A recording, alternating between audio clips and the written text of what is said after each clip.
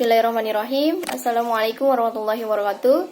Alhamdulillahirabbil alamin wa bihi nasta'inu ala murdin waddin wassalatu wassalamu ala asrofil anbiya'i wal mursalin wa ala alihi washabihi ajmain amma ba'du. Di sini saya Marsha Alfiadi Rahma akan mempresentasikan tentang ulumul Quran. Ulumul Quran berasal dari bahasa Arab yang merupakan gabungan dua kata yaitu ulum dan Al-Quran. Kata ulum secara etimologi merupakan gabungan dua kata yaitu ulum dan Al-Quran. Kata ulum secara etimologis yang berarti ilmu, sedangkan Al-Quran secara bahasa berasal dari bahasa Arab yang artinya bacaan. Secara istilah, para ulama telah merumuskan beberapa definisi ulumul Quran.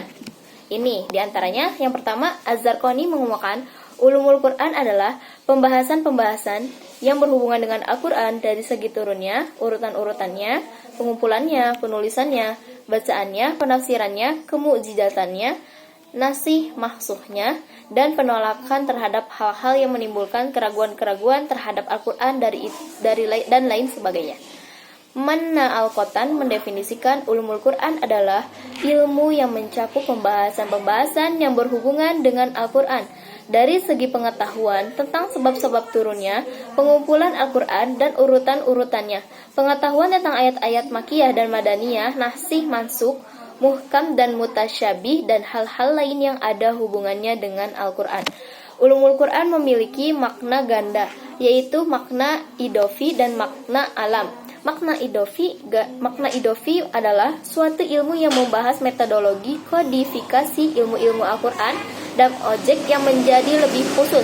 Makna alam adalah suatu ilmu yang membahas Al-Quran yang berkaitan dengan tujuan diturunkannya, upaya pengumpulan bacaan, penafsiran, nasih mansukh, asbab an-nuzul, ayat-ayat makiyah dan madaniyah, dan lain-lain. Berkaitan dengan hal tersebut, maka ulumul Quran memiliki ruang lingkup pembahasan. Di antaranya yang pertama ada nuzul Al-Quran. Nuzulul Quran adalah peristiwa diturunkannya wahyu Allah Subhanahu wa taala atau Al-Quran kepada Nabi Muhammad SAW melalui perantara malaikat Jibril alaihi salam. Secara bertahap terdapat 3 tahapan atau fase dalam diturunkannya Al-Quran, yaitu tahapan pertama, Al-Quran diturunkan atau ditempatkan ke Lauh Mahfudz. Yang tahapan kedua, Al-Quran turun dari Lauh Mahfudz ke Baitul Izzah di langit dunia. Tahapan ketiga, Al-Quran turun dari Baitul Izzah di langit dunia langsung kepada Nabi Muhammad SAW. Hikmah atau tujuan diturunkannya Al-Quran secara bertahap yaitu untuk menguatkan hati Nabi Muhammad SAW untuk menantang orang-orang kafir yang mengingkari Al-Quran agar mudah dipahami dan dihafal. Yang kedua, asbab an-nuzul. Asbab nuzul adalah suatu peristiwa yang menyebabkan turunnya ayat-ayat Al-Quran.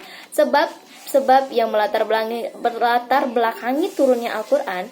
Cara untuk mengetahui asbab an-nuzul adalah melalui hadis sahih maupun hadis mursal dengan syarat sanadnya sahih dan harus dikuatkan dengan hadis mursal yang lain yang direwayatkan oleh para sahabat maupun tabi'in. Karena sahabat adalah orang yang menyaksikan dan bertemu langsung dengan Rasulullah SAW. Fungsi-fungsi asbab an-nuzul itu membantu dalam memahami ayat dan menghilangkan kesulitan, dapat mengkhususkan hukum dalam ayat Al-Quran, mempermudah orang yang menghafal ayat-ayat Al-Quran.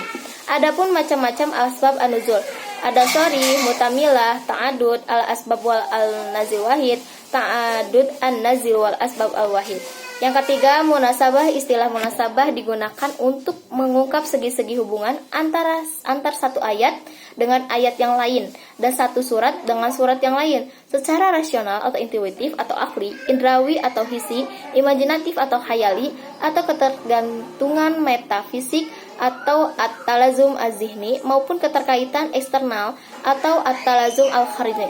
Menurut Az-Zarqani, munasabah adalah suatu yang dapat dipahami tatkala dihadapkan kepada akal, pasti akal itu akan menerimanya. Dan adapun urgensi munasabah dapat memudahkan memahami ayat Al-Quran, terutama ayat yang tidak disertai asbabun nuzulnya, hal karena ayat-ayat Al-Quran satu sama lain mempunyai hubungan erat. Dengan demikian tidak perlu mencari asbabun nuzulnya, karena pertautan satu ayat dengan ayat yang lainnya sudah dapat mewakilinya. Sekian presentasi dari manusia. Maaf apabila ada salah kata ataupun ucapan. Sekian. Wassalamualaikum warahmatullahi wabarakatuh.